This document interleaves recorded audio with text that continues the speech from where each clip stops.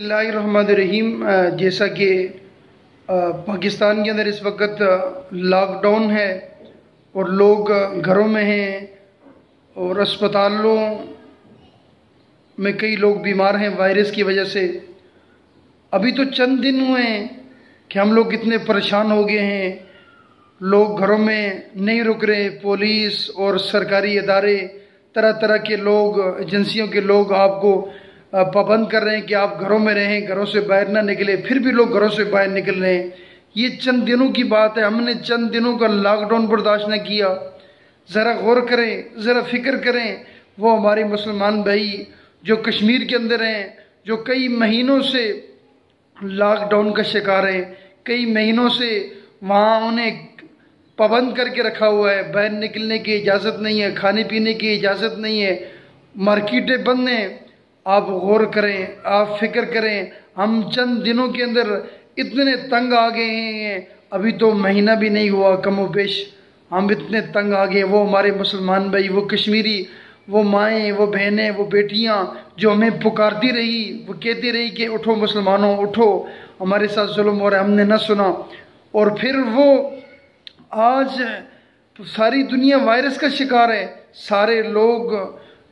جو ہے وہ گھروں میں چھٹیاں منا رہے ہیں، لیکن آج بھی کشمیر کی مسلمان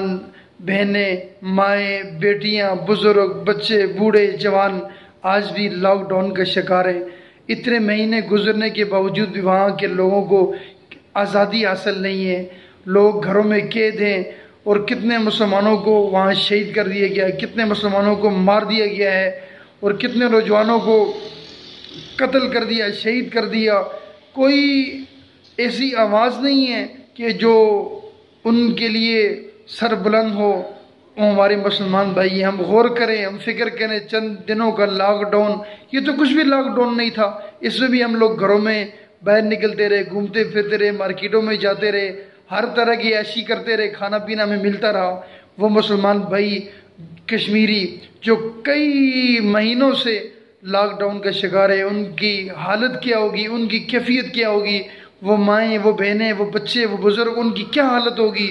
جو اتنے عرصے سے لاک ڈاؤن کا شکار ہے۔ سب غور کریں، سب فکر کریں، کہیں ایسا نہ ہو کل قیامت کے روز رب العالمین کے حضور ہم شرمندہ ہوں کہ مولا ہم مسلمانوں کے لیے کچھ نہ کر سکے۔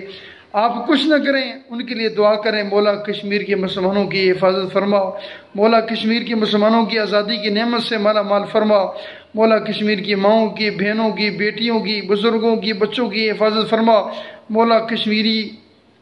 ایک عرصے سے مولا ظلم کا شکار ہے، مولا مسلمان کمزور